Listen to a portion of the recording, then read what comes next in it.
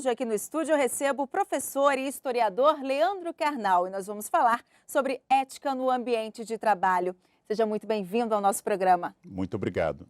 Bom, primeiramente eu gostaria de começar a nossa entrevista com o senhor explicando o que é ética. Bem, ética faz parte da filosofia, uma parte que estuda valores, valores que permitam a convivência harmônica, a busca entre o bom e o belo, a busca da vida política, ou seja, como diz Aristóteles, a vida na polis, ou seja, ela rege a capacidade que eu tenho de estabelecer sociabilidade, sociedade, relações sem a destruição do outro, sem a invasão do espaço do outro e sem a imposição dos meus valores sobre o outro. E por que se preocupar em aplicar a ética também no ambiente profissional? O ambiente profissional é um ambiente por excelência ético. Naturalmente também a ética na família, a ética na grande convivência política. Mas o ambiente profissional é o ambiente mais claro, onde as pessoas estão sem terem a mesma intimidade familiar e o mesmo distanciamento da grande política. Logo, é no ambiente de trabalho que eu exerço algo acima da afetividade da família e abaixo do grande distanciamento político. Talvez seja o grande ambiente do exercício da diferença, da alteridade, o grande exercício da ética é o ambiente de trabalho. E quais são os principais mandamentos da ética profissional? Toda a ética se baseia no respeito ao espaço do outro. O primeiro passo da ética a gente chama de pequena ética, etiqueta, ou seja, da convivência cotidiana com o espaço do outro. Etiqueta não diz respeito às regras sociais de garfos e faca, etiqueta diz respeito à convivência do respeito ao outro. Por exemplo, sempre enfatizo em falas que a multiplicação de 4 expressões, por favor, com licença, me desculpe, muito obrigado, são os primeiros passos da ética. Depois, a compreensão no ambiente de trabalho que a hierarquia existe, mas ela significa trabalho. Hierarquia não é você sabe com quem está falando, mas hierarquia significa cada um tem funções, tem delimitações e independente da minha posição no organograma do poder, todos somos iguais perante a lei, isonômicos quanto à dignidade e capazes do exercício da convivência. Então, você é minha superiora, eu sou seu funcionário, eu seu subordinado, ambos somos humanos, ambos somos iguais perante a lei, ainda que nós tenhamos funções e atributos diferentes. Então, o primeiro mandamento da ética no ambiente de trabalho, além da etiqueta, é a convivência com o poder, que é a serviço de alguém e não o poder para humilhar, para oprimir ou para estabelecer uma diferença que não seja aquela da própria dedicação ao trabalho.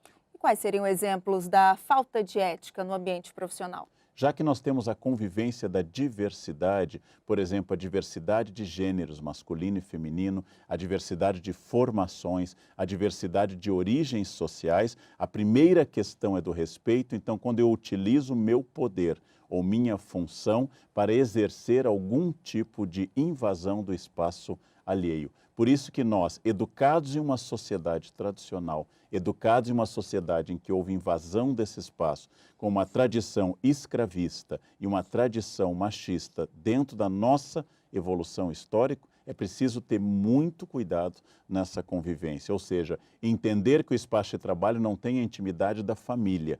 Logo, eu não posso tratar as pessoas como se fossem íntimos familiares, parentes que estão juntos há 30 anos. Entender que diferenças de gênero ou de hierarquia são diferenças de serviços. Entender que as pessoas têm que ser tratadas por aquela regra de ouro presente na moral das religiões e na filosofia. Fazer ao outro o que você quer que faça a você mesmo. E, principalmente, a capacidade de entender o outro como um ser autônomo, digno, que pode estar me servindo, mas não está subordinado na sua dignidade, apenas na entrega e no serviço. É possível a gente fazer uma autorreflexão de como lidamos com a ética no nosso dia a dia e, de repente, corrigir pontos que evidenciam a falta dela? Sem sombra de dúvida, nós somos perfectíveis e não somos perfeitos.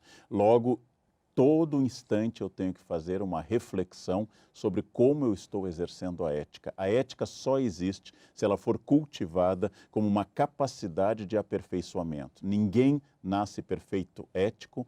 Como Aristóteles diz no início do seu trabalho Ética Nicômaco, todos nascemos sem ética, todos podemos aprimorar, por isso é necessário um código de ética, é necessária a atividade do debate e é necessária a atividade da avaliação da ética, no sentido de que o ser humano é perfectível, como eu disse, não perfeito, e pode ser sempre avaliado, melhorado através do estudo, de palestras, de reflexões e de debates. Todos estamos envolvidos na capacidade de melhoria nas nossas relações. Como a nossa tendência, segundo alguns, não todos, é o egoísmo e valorizar em primeiro lugar a mim mesmo, eu tenho que violentar essa natureza e tenho que produzir a sensibilidade ética, que é a sensibilidade ao outro, que vai fazer uma negociação positiva entre o meu bem e o bem alheio para a produção do bem comum. A ética rege esses três polos, o eu, o tu e o nós. E o nós só existe através do debate,